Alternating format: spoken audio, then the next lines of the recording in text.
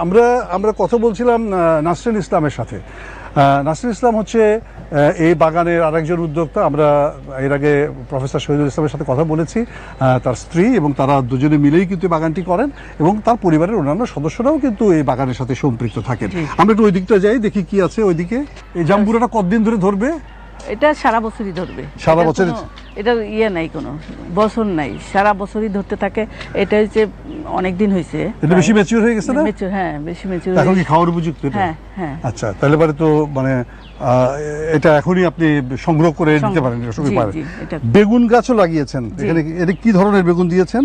এটা হলো তাল বেগুন, যেটা গোল গোল গোল গোল আছে এটা।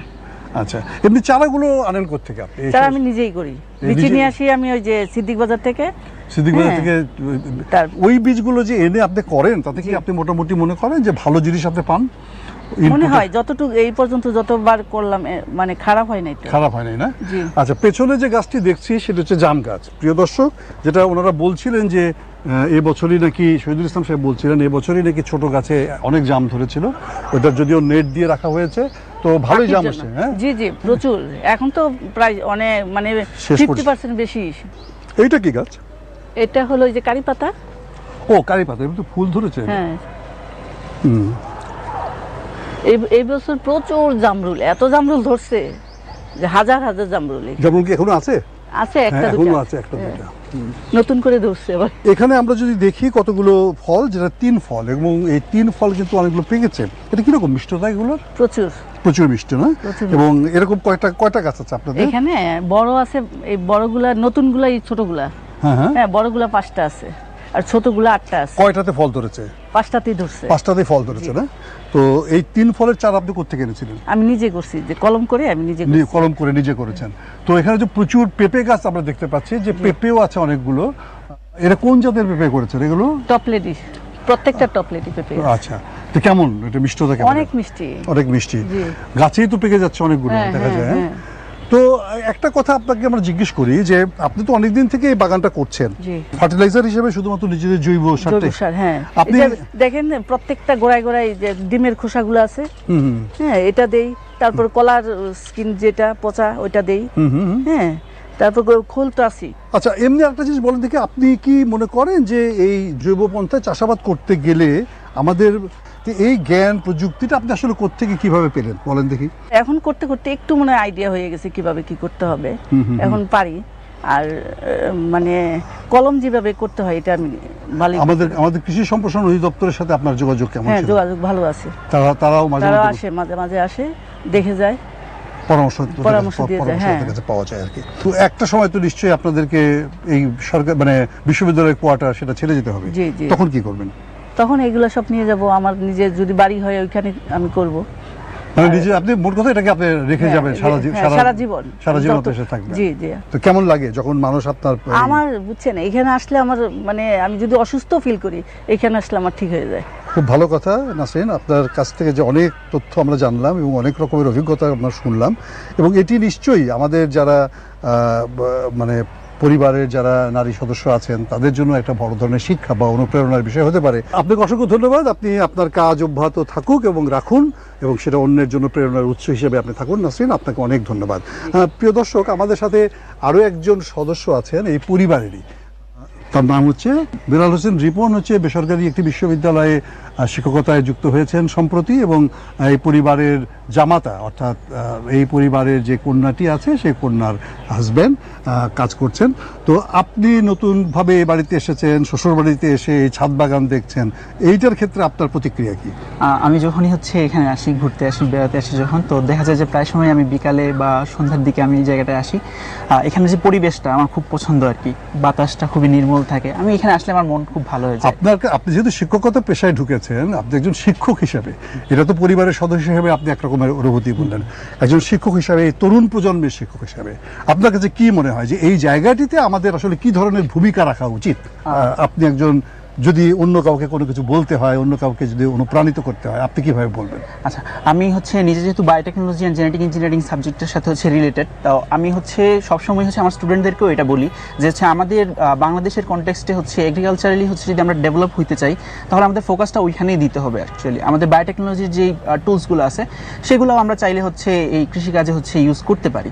তো এটা শুধুমাত্র যে মানে ছাদ কৃষি বা কৃষকদের কাজ সেরকম আমার কাছে মনে হয় না। আমাদের যারা রিসার্চে আছেন, যারা সায়েন্টিস্ট আছেন, তাদের আরও বেশি ফোকাসড হওয়া উচিত, এবং সেটা খুব এখানে আপনি দেখতে পাচ্ছেন যে ছাদের মধ্যেই আমরা সেটা করতে পারতেছি। সো খুব ছোট পরিসরে আমরা সেটা শুরু করতে পারি, খুব ছোটভাবে। এবং আমাদের ছাত্রছাত্রী যারা আছে তারা পরিবারের এই ধরনের কাজের সাথে যুক্ত হয়ে তারা নিজেরাও কিন্তু এক ধরনের প্রাইমারি ট্রেনিং নিয়ে নিতে পারে, যদি ভবিষ্যতে তারা বড় কিছু করতে চায়। হ্যাঁ, এটাই আমি বলতে চাচ্ছিলাম যে আমাদের যে এগ্রিকালচারাল রিসার্চটা আছে সেটা আমরা চাইলে এখানে একেবারে বাসা থেকেই শুরু করতে পারি। বাসা থেকেই শুরু করতে পারি এবং শেখাটাও বাসা থেকেই শুরু করতে পারি। খুব ভালো, আপনার এই অবজারভেশনটা খুবই ভালো। এবং আমরাও চাই যে আমাদের তরুণ প্রজন্ম এই ধরনের কাজের সাথে আরো অনেক বেশি করে যুক্ত হোক। পরিবার থেকে আচার আচরণ আদব কায়দা শেখার সাথে সাথে কৃষিটাও একটু শিখুক আর কি। জি, আপনাকে অনেক ধন্যবাদ। আসল কথা হচ্ছে যে আপনি বাগান করতেই পারেন, ছাদ বাগান করাটা কিন্তু যতটা সহজ মনে করা হয় অতখানি সহজ না, কারণ প্রতি বেলাতে প্রতি সময় কিন্তু এর পরিচর্যার কথা চিন্তা করি। আমরা যদি এই বাগানটার কথা চিন্তা করি তাহলে দেখুন যে এই বাগানে কিন্তু এত ঘন ঘন করে গাছ লাগানো হয়েছে, কিন্তু এখানে কিন্তু পোকা মাকড়ের যেমন কোনো উপদ্রব আমরা দেখতে পাচ্ছি না, আবার একই সাথে কিন্তু কোনো রকমের কেমিক্যালের কোনো স্মেল বা অন্য কোনো উপাদানের যে কোনো স্মেল সেটাও কিন্তু আমরা দেখতে পাচ্ছি না। তার মানেটা হচ্ছে যে অত্যন্ত চমৎকার করে পরিষ্কার পরিচ্ছন্ন করে বাগানটিকে কিন্তু সাজিয়ে রেখেছেন ওনারা, এবং যে কারণে বাগানটি অনেক বেশি আকর্ষণীয় হয়ে উঠেছে। আর একটা কথা বলে রাখা ভালো যে আমরা যদি আমাদের জায়গাগুলোতে যদি এরকমভাবে বাগানটা করি বা এরকম বাগান গড়ে তোলার চেষ্টা করি, তাহলে নিশ্চয়ই আমাদেরকে যত্নটাও ভালো করে দিতে হবে। একটা কথা মনে রাখতে হবে, গাছেরও প্রাণ আছে, আর গাছের যেহেতু প্রাণ আছে তাহলে সেই প্রাণের জন্য কিন্তু পরিচর্যা দরকার। প্রাণের ক্ষেত্রে প্রাকৃতিক পন্থায় পরিচর্যা করাটাই সবচেয়ে বড় জরুরি। আপনি জোর করে ফসল ফলানোর চেষ্টা করতে পারেন, কিন্তু সে ফসলটি অনেক সময় ভালো হয় না, অনেক সময় গাছটিও কিন্তু নষ্ট হয়ে যেতে পারে। সেই জন্যে আপনাকে অবশ্যই নিয়ম মেনে বিজ্ঞানসম্মত পদ্ধতি জেনে তারপর চাষ করতে হবে। আপনি বাগান করতে চাইলে যারা ভালো বাগান করেন তাদের সাথে একটু যোগাযোগ রাখবেন, তারা আপনাকে হয়তো সুপরামর্শ দিতে পারবে, তাদের অভিজ্ঞতাকে দিতে পারবে। কৃষি সম্প্রসারণ অধিদপ্তরের সাথে আপনারা যোগাযোগ করতে পারেন, কারণ তাদেরও একটা সিস্টেম আছে কিভাবে ছাদ বাগান করা যায়। তবে এলোমেলোভাবে যার তার কথা শুনে বাগান না করাটাই ভালো। যারা অভিজ্ঞ এবং যারা সত্যিকার অর্থে সুপরামর্শ দেবে তাদের কথাই আপনারা মাথায় রাখবেন এবং তাদের কথা শুনেই আপনারা বাগানটা করবেন। আমরা আশা করব যে আমাদের প্রতিটি ছাদে এরকম চমৎকার বাগান গড়ে উঠবে, প্রান্তিক জায়গাগুলোতে এরকম বাগানে গড়ে উঠবে, যেটা দুটো কাজ করবে। একদিকে আমাদের পরিবেশকে উন্নত করবে এবং আরেকদিকে আমাদের যে নিরাপদ খাদ্য সরবরাহ সেটিকে কিন্তু আরও বেশি ভালো করবে, এবং আমাদের হয়তোবা নিজেদের স্বাস্থ্য, নিজেদের পরিবেশ, নিজেদের জীবন আরও বেশি সমৃদ্ধ হবে এর মাধ্যমে। আসলে কৃষি কাজের সাথে যুক্ত থাকার আনন্দটাই আলাদা। আপনি যখন নিজের বাগান থেকে একটি ফল সংগ্রহ করবেন, সেটির স্বাদ মনে হয় পৃথিবীর সমস্ত ফলের চেয়ে সুন্দর। আপনি নিজের মাঠে যখন ধান উৎপাদন করবেন বা সবজি উৎপাদন করবেন, সেটির স্বাদটিও কিন্তু আপনার কাছে সবচাইতে ভালো বলেই মনে হবে। মানুষ নিজের সৃষ্টি, নিজের পরিচর্যার মাধ্যমে যে জিনিসটি উৎপাদন করেন সেটি অবশ্যই ভালো হয়ে থাকে, এবং তার সাথে কিন্তু আরেকটি নতুন জিনিস যুক্ত হয়, সেটা হচ্ছে অনাবিল আনন্দ। আমরা ছাদ বাগান করতে পারি, ছোট ছোট কৃষি খামার করতে পারি, প্রান্তিক জায়গায় বাগান করতে পারি, সবটাই কিন্তু আমাদের মনে একই রকমের অনুভূতি সৃষ্টি করে।